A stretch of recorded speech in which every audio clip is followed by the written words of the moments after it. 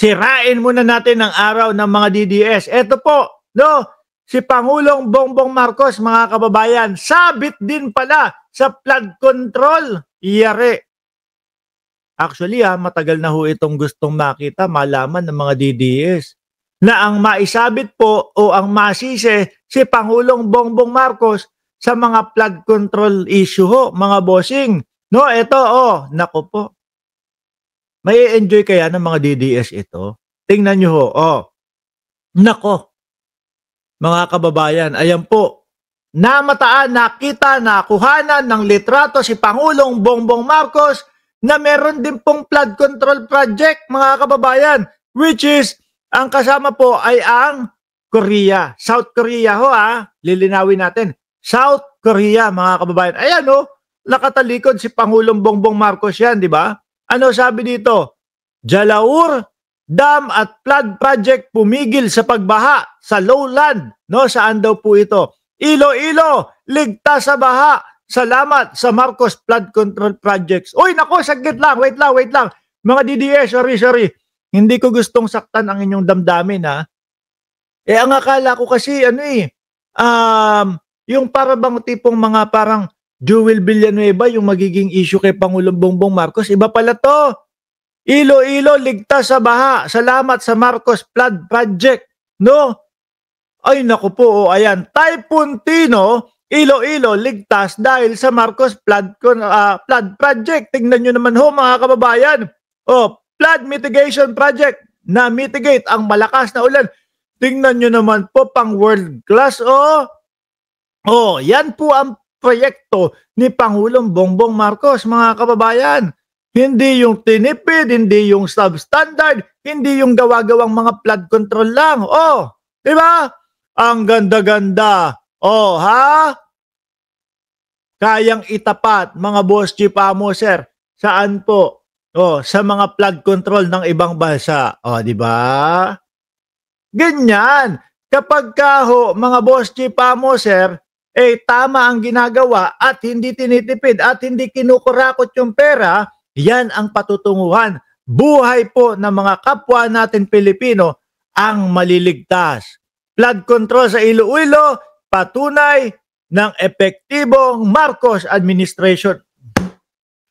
Sabi ng mga DDS, napapakamot tuloy ako sa ulo ko. Sabi ng mga DDS, sayang, akala ko okay na. Sayang, ang tagal ko pa naman na hinintay na si Marcos Jr. ay masabit doon sa mga flood control project na yan. Tapos, yung flood control niya pala ay epektibo, maayos, at napigilan yung baha doon sa Iloilo. NIA at Korean partner nagpatupad ng maayos na flood system. Naku po, iinit, sasama ang ulo ng mga DDS dito. Kapag kayo mga kababayan, meron kayong kapitbahay. Pag kayo, meron kayong kapitbahay, mga boss chief sir, na DDS, at habang pinapanood ako, napapagano sa dibdib ninyo. Sumasakit ang dibdib. Dahil po doon sa mga ibinabalita natin na kagaya ng mga flood control ni Pangulong Bongbong Marcos na maayos at tama ang sistema, ihatid nyo agad sa pinakamalayong ospital nang sa ganon, malunasan agad yung kanilang nararamdaman. Sa pinakamalayong ospital. Hindi, ang paliwanag ko naman dyan, Mark, bakit naman sa pinakamalayong ospital? Siyempre, di ba mga bossing, kapag kayong merong mga naninikip ang dibdib, hinihimatay sa kalsada, ang una natin ginagawa is, paypayan. Pagka malayo ihatid nyo, pagka sa malayong ospital nyo ihatid, yung mga DDS na yan, buksan nyo lang yung bintana ng inyong sasakyan para pumapasok yung hangin. Di ba nakakatulong? Pag tegi, di kabaong nyo. pagka hindi umabot, direkta nyo na doon sa punerarya. Marcos Admin Megadam nagligtas sa Iloilo. Tingnan nyo ho, mga kababayan. Tsaka yung lalim niyan. Di ba? Yung lalim niyan, panigurado ko, mga boss chief sir, na talagang sasalbahin ang maraming buhay. Gawa pa lang, itsura pa lang, pangmatagalan na ho. Di ba?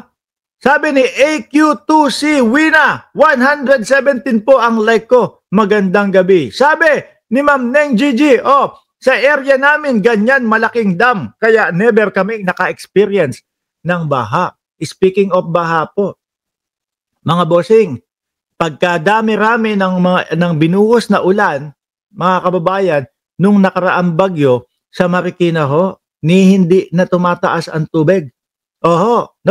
Ni hindi na po tumataas ang tubig. Naku, maraming salamat po talaga doon sa napakahusay naming mayora na si Chodoro, Maan Chodoro. At syempre dahil na din po sa pagtutulungan ng mag-asawa na yan na si Marcy Chodoro at si Maan Chodoro, medyo mga ginagawan ng issue para maagaw yung Marikina o yung pamumuno nila sa Marikina. Kaya lang hindi nyo kakayanin. Kung sino man po ang nagpatawag kay Pulonges Yotman, kaya nandito na. Bahala kayo. Saksakin kayo niyan. Saksakin kayo niyan. Hindi para doon sa mga bumibira, doon sa gustong magpabagsak, doon sa mag-asawa na Chodoro, simula nung nawala po yung mga Fernando, sila na po ang kinikilala na ama at ina ng Marikina. Kaya napakahirap po. Tingnan nyo naman yung mga flood control ng Marikina. Simula dati pa problema ng Marikeño yung pagbaha. Doon sa mga lugar ninyo, hindi binabaha nung panahon siguro mga 5 or 7 years ago. Sa mga lugar ninyo, hindi binabaha. Pero ang laging nasa balita, Marikina. Di po ba? Baha. Pero ngayon, baliktad na Pagkadami-daming ibinuhos na ng ulan, baha na doon sa lugar ninyo, pero yung ilog po ng Marikina, ganun pa din, mababa pa din, hindi na umaangat. Dahil doon sa maaayos na mga flood control at yung mga tamang gawa na flood control at hindi kinurakot yung pera ng taong bayan. Pinakamalaking korupsyon, sa DPWH at flood control panahon ni Gloria Arroyo. Sabi ni J.D. La, 23. Sabi ni Alalin Ando, sa Cagayan de Oro, always baha, lalo na yung malapit sa mall. Kailangan makita, matingnan, masilip lahat yan. Wow, safe sila sa project ni PBBM. Ngayon, malulungkot yung mga DDS. Dahil pinipilit talaga nila. Akala ni Marcos, pati si Miao Miao. Si Miao Miao, hindi na napag-uusapan, Si Miao Miao, hindi na masyadong kinukontent, pati ng mga DDS. Nagsawa na Kasi si Miao Miao ang sasabi, akala ba ng presidente, safe na siya doon sa mga flood control? Hanggang ngayon wala pa ding maipakita na mga ebidensya o mga investigasyon sila na si Pangulong Bongbong Marcos ang mastermind ng mga pagnanakaw, lalo na sa mga ghost project at flood control. Michael Desaliza, Boss Mike, magpa-games ka, hulaan ko sino isusunod, si Sara ba o si Bongo? Sige. Sandali lang. Alisin ko to Alisin natin tong flood control ni Pangulong Bongbong Marcos.